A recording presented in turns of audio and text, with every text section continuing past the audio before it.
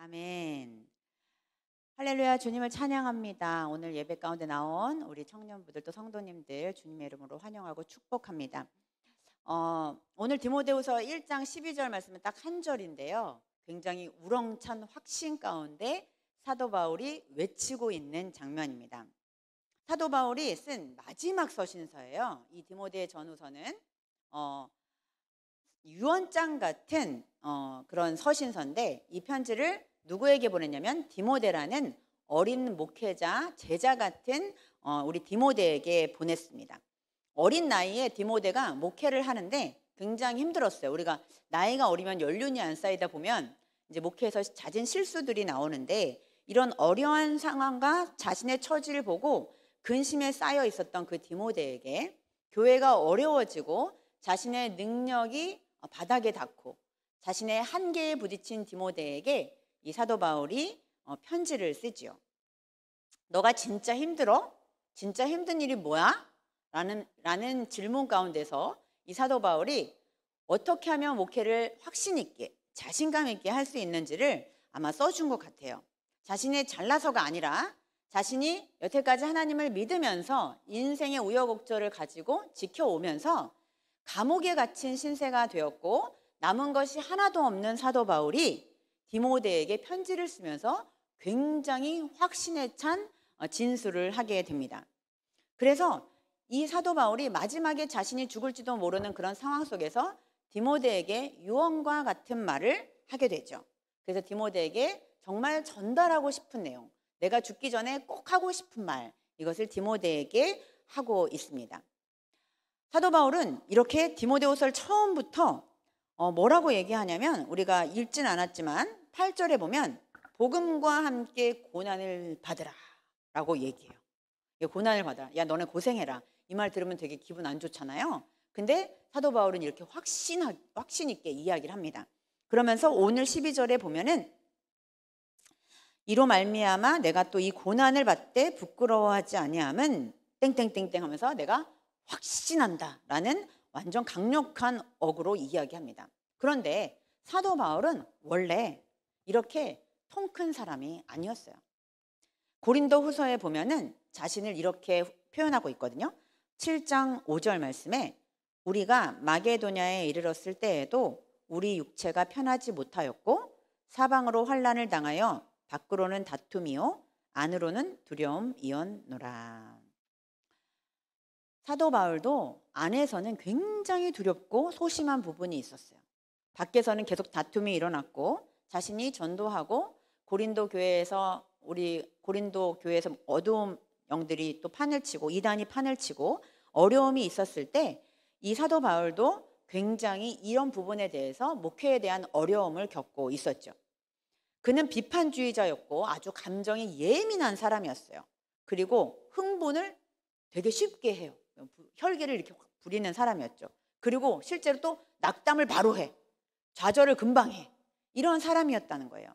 그런데 사도 바울이 어느 순간부터 자신이 확신에 차 있고 감옥에 갇혀도 매를 맞아도 대범해지기 시작한 거예요. 그리고 심지어는 감옥에서 기뻐하고 승리를 외쳐요.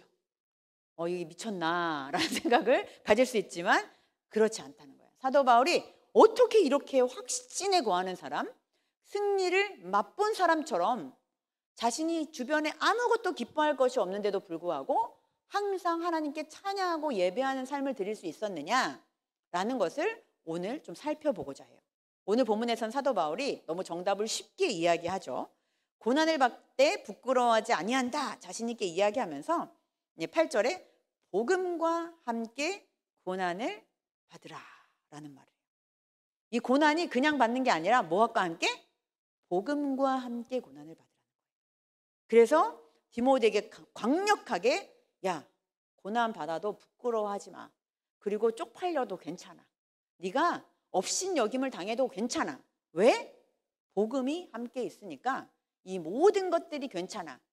그것을 오늘 사도 바울이 디모데에게 강력하게 요청하고 있습니다. 그렇죠. 복음 때문에 우리는 살고 복음 때문에 죽습니다. 그리고 복음 때문에 자신 있어 하고 복음 때문에 또 실망하기도 합니다.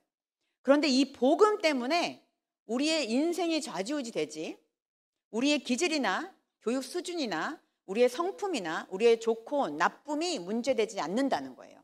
너가 인생에 실패해도 상관없다는 거예요. 고난을 받되 복음과 함께 받으면 고난도 괜찮다는 거예요. 근데 여러분들은 참 싫으시죠? 고난 받는 게 싫으시죠? 저도 싫어요. 왜 복음과 함께는 꼭 고난이 있어야 되냐 말이에요. 네.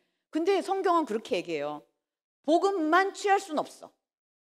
꼭 복음과 함께 고난도 있어야 된다. 이것들 우리가 함께 좀 살펴보고자 합니다. 그렇습니다. 복음을 다루기 전에 먼저 우리는 어떤 존재인지 되게 중요하게 복음서에서는 다루고 있어요. 그리고 사도 바울도 이야기하죠. 그래서 인간은 처절하다. 인간은 비참하다. 인간은 더 이상 소망이 없다라고 사도 바울도 누누이 서신서에서 밝힙니다. 제가 한 청년의 여자친구 이야기를 주중에 들었는데요. 이제 직장 상사랑 너무 트러블이 있는 거예요. 그 여자친구가. 그래가지고 그 여자친구가 이렇게 막 해결을 해보려고 해도 이 관계가 해결이 되지 않는 거예요. 너무 힘든 거예요. 그래서 이 부분에 대해서 이제 기도하면서 이야기를 나눴는데 그 청년이 이 청년이 아무리 기도하고 또 이렇게 함께 하자라고 얘기를 해도 이제 그 여자친구의 반응은 이랬다는 거예요. 우리는 그 사람을 긍휼히 여길 수 없는 존재야. 도저히 관계가 회복될 수 없어. 그리고 나는 그 사람을 용서도 안 되고 사랑도 안 돼. 그러면서 마지막으로 했던 말이 뭐였냐면 우리의 힘으로 안 된다. 하나님께서 우리에게 사랑을 주시고 긍휼을 주시고 용서를 주셔야만 가능하다. 이런 이야기를 했다는 거예요. 저는 거기에 굉장히 동의합니다. 우리로서는 용서할 수 없고 우리로서는 사랑할 수 없어요. 하나님이 주셔야만 가능합니다. 하나님이 안 주시면 우리는 계속 그렇게 비참하게 살아갈 수밖에 없는 거죠. 이 세상에서 행복과 기쁨이 계속 연속적으로 일어나면 좋겠지만 우리의 삶은 계속 이렇게 힘들고 고난 가운데 펼쳐지는 삶을 살게 됩니다. 그래서 오늘 사도 바울이 이야기한 이 복음에 대해서 계속 강력하게 이야기하면서 제가 굉장히 좋아하는 로이드 존스 목사님께서는 이 복음을 굉장히 복음적인 설교를 했던 유명한 목사님이에요. 이분이.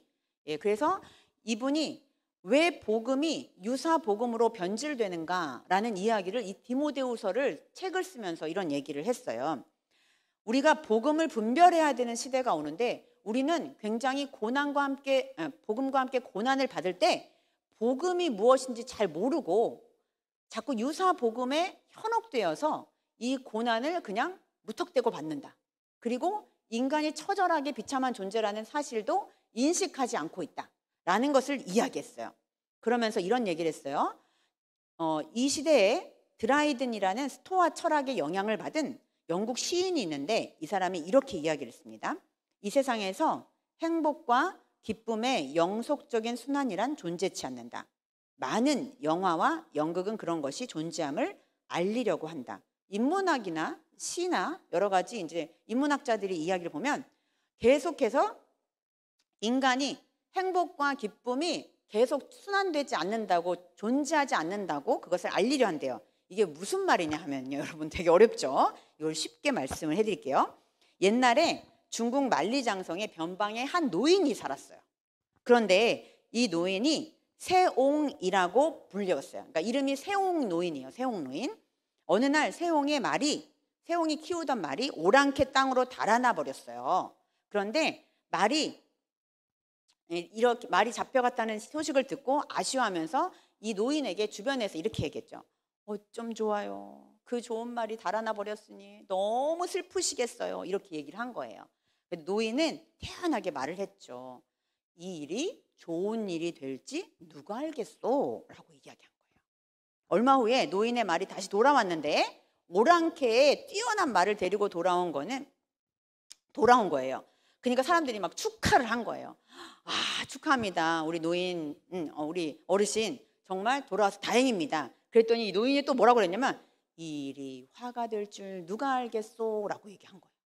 어쩌란 말이에요. 그다음 며칠 후에 노인의 아들이 오랑캐의 말을 타다가 떨어져가지고 다리를 다치게 된 거예요. 마을 사람들이 노인을 또 위로하러 왔어요. 노인은 여전히 태연하게 이야기했죠. 누가 알겠소? 이렇게 다치게 된 일이 좋은 일이 될지. 이렇게 또 얘기를 한 거예요. 1년이 흘렀어요. 그 노인이 이 마을에 오랑캐가 쳐들어왔어요. 이 마을에 있는 장정들이 다 나가서 전쟁에 나가게 됐는데 이 노인의 아들만 다리가 다쳐가지고 전쟁에 못 나가게 된 거예요. 그래서 이 아들만이 살아남았다라는 거예요.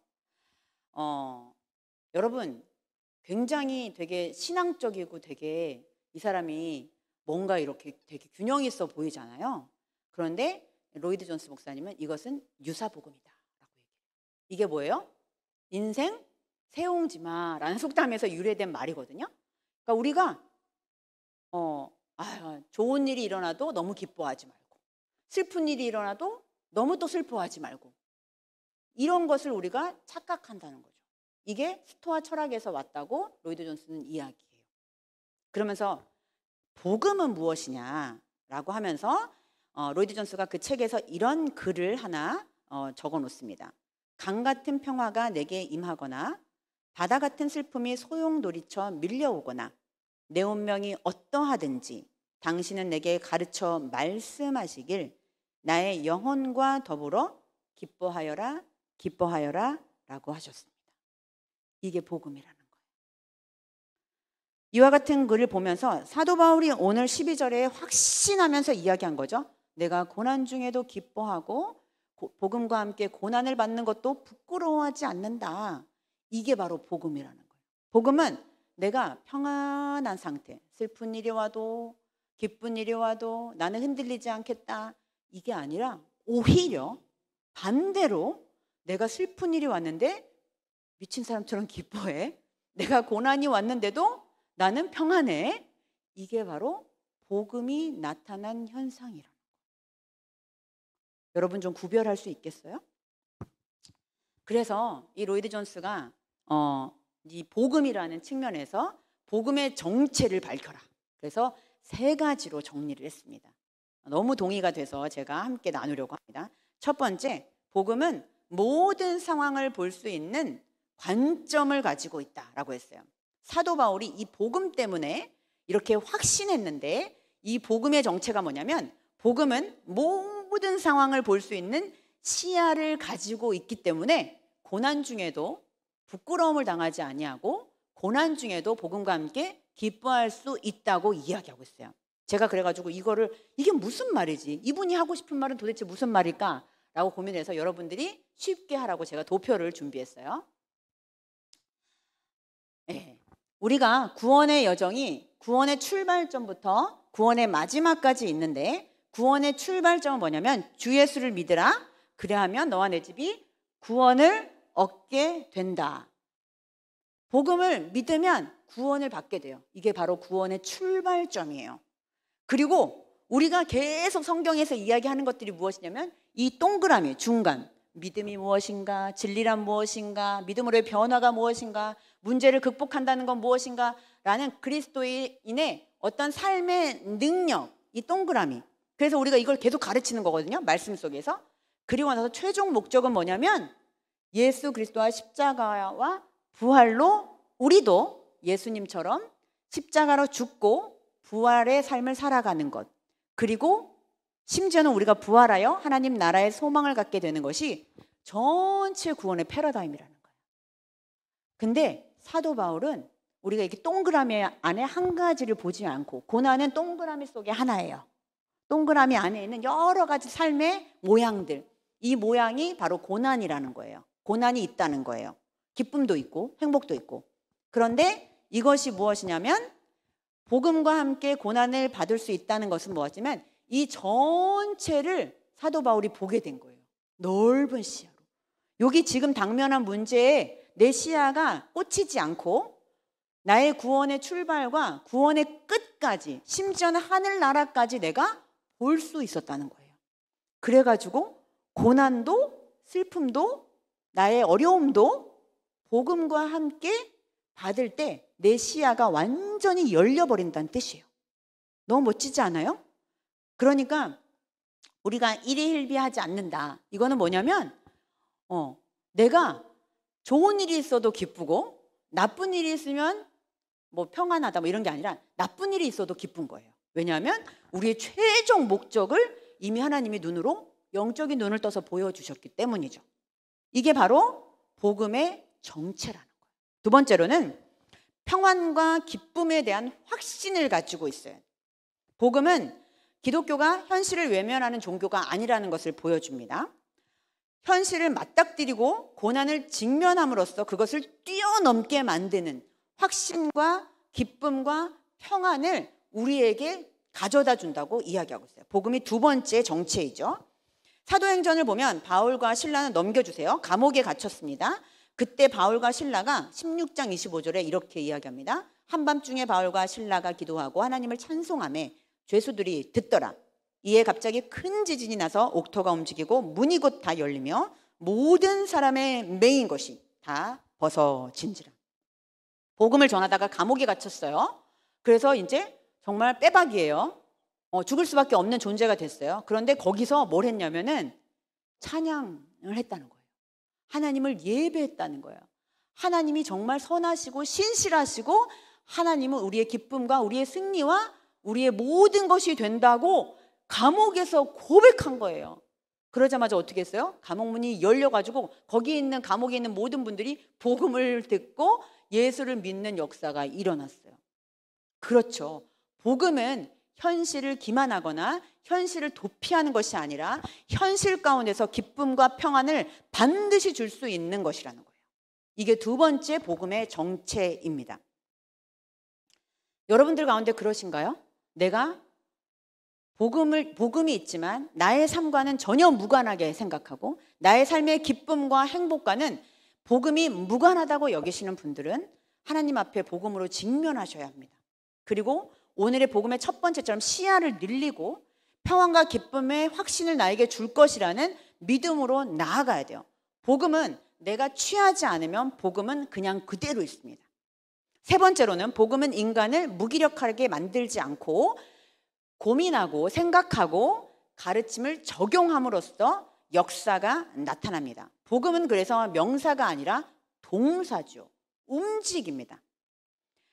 많은 신앙의 선배님들이 복음을 의심했습니다. 그리고 아브라함부터 요한계시록의 일까지 많은 그리스도인들이 복음에 대해서 의심하고 복음에 대해서 분노하고 복음에 대해서 확신을 갖지 못했던 삶의 현상들이 있습니다.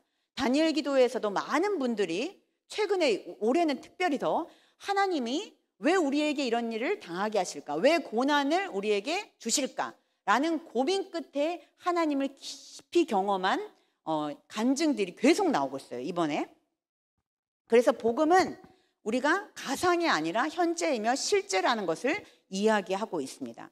복음은 그들로 하여금 움직이게 하고 생각하게 하고 고민하면서 우리의 길을 가르쳐 주죠. 그러면서 우리가 하나님을 더 깊이 만나도록 삶에서 적용하도록 우리를 이끌어 주십니다. 이것이 바로 세 가지 복음의 정체입니다. 우리 한번 기억해 볼까요? 첫 번째, 복음은 나의 당면한 문제를 바로 앞에서 보지 않고 전체적인 구원의 여정 가운데 시야를 넓혀주죠. 그리고 평안과 기쁨에 대한 확신을 갖게 합니다. 그리고 이어서 우리를 하나님의 삶으로, 성령이 인도하시는 삶으로 이끌어 가시면서 복음의 역사들이 삶의 곳곳에서 일어나는 것, 이것이 바로 복음의 정체였다는 거예요. 사도 바울이 이것을 선교를 하면서 교회를 세우면서 전도를 하면서 하나님 앞에서 이걸 깨달은 거죠. 그래서 이렇게 오늘 1장 12절에 목회자로서 아직 젊은 목회자로서 시야를 아직 관점을 크게 보지 못하고 아직 내 삶이 너무 어렵고 목회에 대해서 지난한 마음을 가지고 있는 그때에 복음은 바로 이런 거야 라고 얘기하고 있어요. 복음은 복음과 함께 고난을 받는 것이 당연하다라고 이야기하고 있습니다. 그럼에도 불구하고 우리의 현실 속에서 일이 잘못되거나 또 병에 걸리거나 또 어려움이 처하면 우리는 우리가 살려고 했던 목적과는 완전히 상반되게 나아갈 때가 있죠.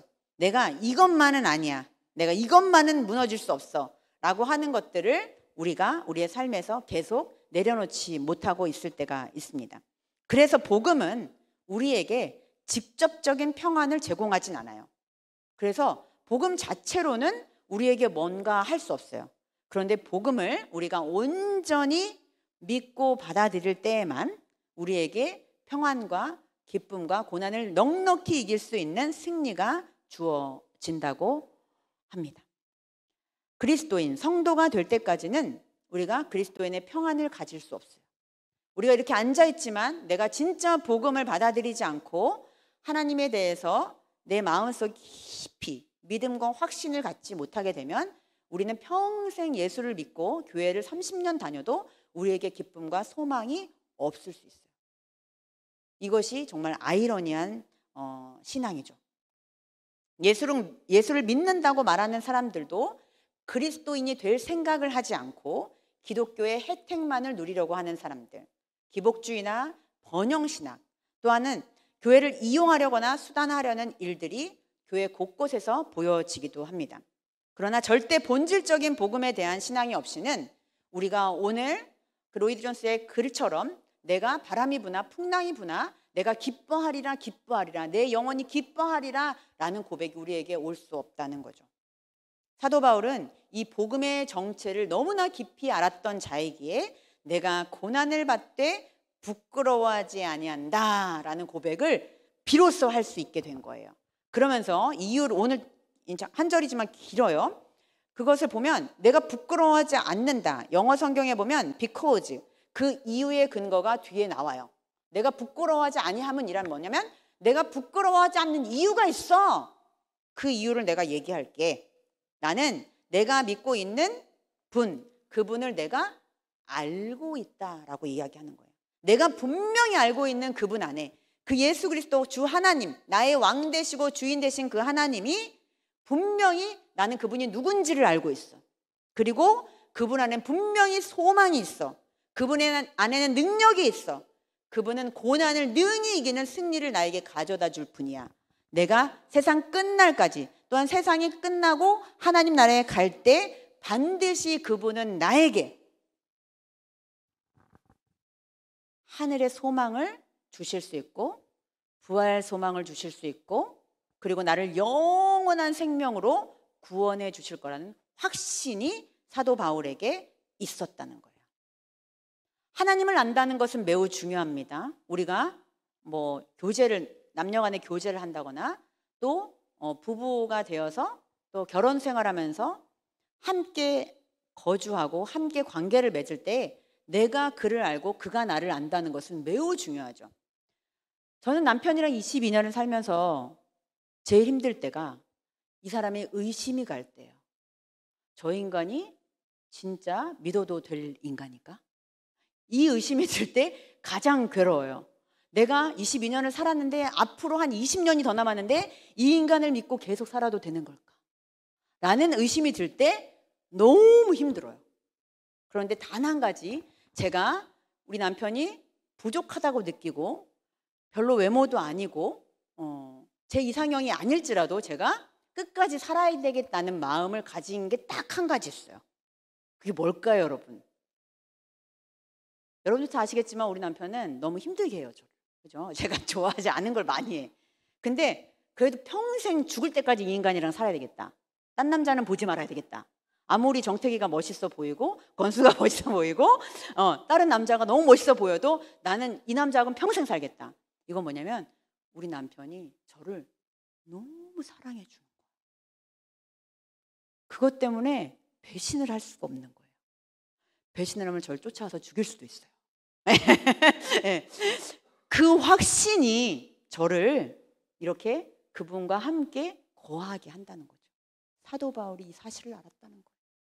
하나님께서 나에게 고난을 주고 핍박을 당하고 감옥에 갇히는 엄청난 수많은 이 삶의 고통 가운데에서 내가 주님을 부끄러워하지 않는 이유, 주님과 함께 있기로 결정한 이유, 주님 앞에 확신을 가진 이유는 뭐냐면 그가 나를 사랑하시고 그 사랑으로 나를 영원한 생명으로 인도할 것이라는 분명한 확신이 그 안에 있었기 때문이죠.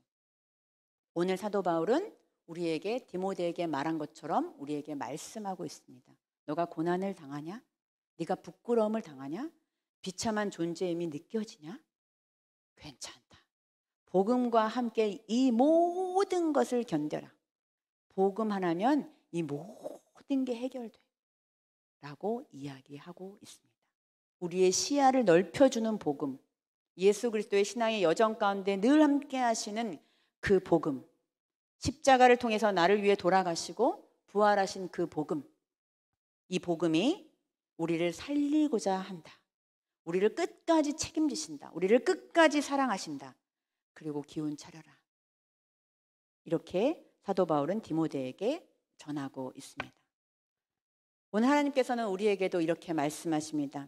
여러분들 가운데 상황이 좋지 않습니까? 앞이 보이지 않습니까? 내가 미래가 보이지 않습니까? 광야의 길을 내시고 사막의 강을 내신 하나님께서 우리로 찬송케 하시고 부활 소망을 갖게 하시고 기쁨의 승리를 반드시 우리의 삶 가운데 맛보게 하실 줄로 믿습니다.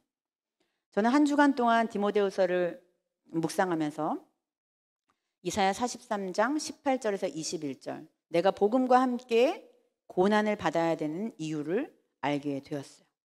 이사야 43장 18절에서 21절을 마지막으로 말씀을 읽으면서 설교를 마무리하고자 합니다. 너희는 이전 일을 기억하지 말며 옛날 일을 생각하지 말라. 바벨론의 포로로 끌려갔다가 만신창이가 되었던 이스라엘, 너희 이제 그거 생각하지 마. 보라, 내가 새 일을 행하리니 이제 나타낼 것이라. 너희가 그것을 알지 못하겠느냐?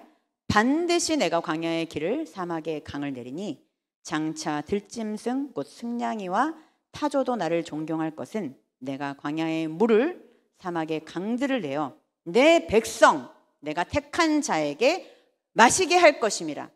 이 백성은 내가 나를 위하여 지었나니 나를 찬송하게 하려 함이니라. 이 세상에서 하나님께서 우리를 지으신 목적은 우리가 어떻게 살기를 원하시는지 오늘 성경에 분명히 고백하고 있습니다. 하나님은 우리를 이 땅에 보내신 이유가 우리로 그분을 찬송하게 하려 하는 거예요. 그분을 예배하게 하고자 이 땅에 보내셨습니다. 하나님의 영광을 드러내게 하도록 우리를 이 땅으로 부르셨습니다. 사랑하는 여러분, 하나님께서 여러분들 한 사람 한 사람을 많이 사랑하십니다. 그리고 여러분의 삶의 목적은 하나님을 예배하고 하나님을 찬송하고 하나님께 영광을 드리는 삶으로 주님께서 변화시켜 주시기를 원하십니다.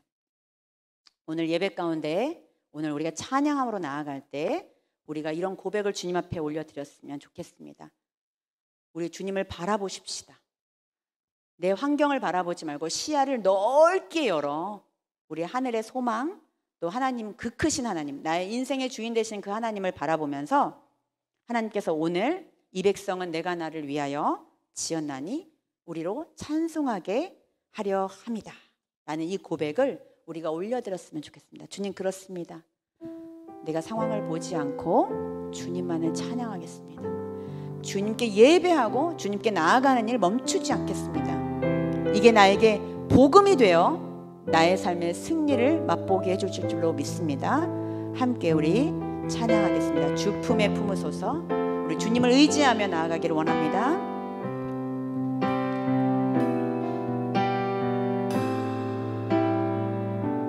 가사를 생각하시면서 고백하겠습니다. 주 품에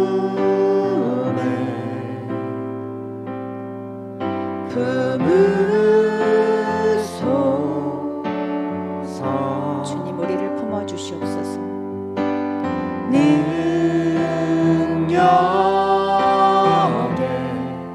주님의 팔로 덮어 주시옵소서. 팔로 덮으소서. 거친 파도 날 향해 고난이 와도 우리에게는 염려가 없습니다. 주와 함께 날아오르리. 폭풍 가운데 나의 영혼 잠잠하게 주를 보리. 우리 다시 고백할 거예요. 주님 안에 우리의 고백이길 원합니다. 나 거하리. 아멘. 주는요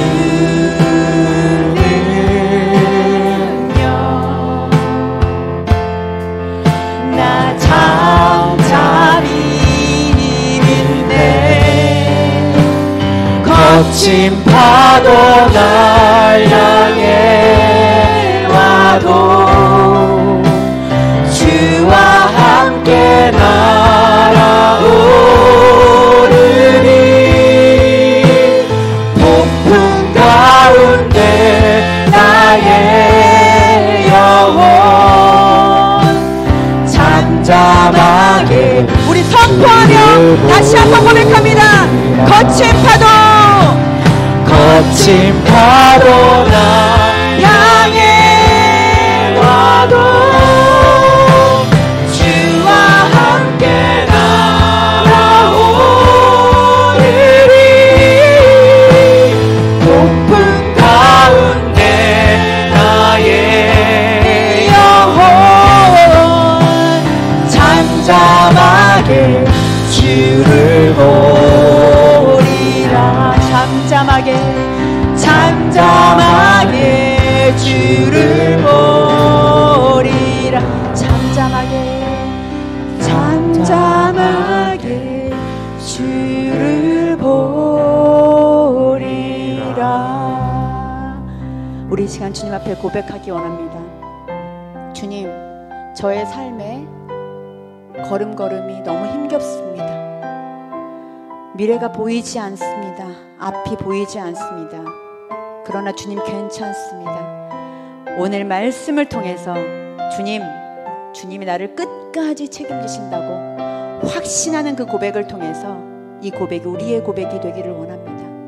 주님, 나의 믿음이 연약하고 나의 입술의 고백이 가식처럼 느껴지지만 그럼에도 불구하고 주님을 보겠습니다. 주님만을 찬양하겠습니다. 주님의 사랑을 의심치 않겠습니다. 함께 고백하며 나아갈 때 주여 한번 부르고 주님 앞에 힘차게 기도하겠습니다. 주여! 주님 사랑합니다. 주님 이 시간 주님 앞에 고백하며 나아가는 영혼들에게 하늘의 소망을 보게 하시고 하나님을 바라볼 수 있도록 주님 인도하여 주시옵소서. 내 인생이 아직도 멀고 어둡고 아직도 희망이 없어 보이지만 복음 때문에 살고 복음 때문에 죽겠습니다. 내가 이 복음을 통하여 주님께 승리를 외치며 주님을 기뻐하게 하시옵소서. 폭풍 가운데 있는 영혼들, 폭풍 가운데 있어서 거친 파도가 향해 오는 우리 영혼들에게 주님을 바라볼 수 있도록 축복하시고 주님과 함께 날아오를 수 있도록 주님이 역사하여 주시옵소서. 우리 청년들에게 승리감을 부어주시고 주님 축복하여 주시옵소서. 주님 감사와 찬양과 영광을 주님 앞에 올려드립니다. 주님 이끌어 주시옵소서. 주님 우리를 축복하시옵소서. 사랑과 은혜의 주님 참 감사합니다. 오늘 말씀을 통해서 우리의 의미 없는 인생, 또 우리의 불편한 인생, 우리의 비참한 인생을 복음으로 새롭게 하여 주시고 우리에게 다시 살아갈 힘과 소망을 선물해 주시니 감사합니다. 사도 바울이 복음과 함께 고난을 받고 그 부끄러워하지 않는 이유는 복음이다 라고 고백한 것처럼 우리도 주님 때문에 다시 한번 새 힘을 얻어 살아갈 수 있도록 축복하여 주시옵소서.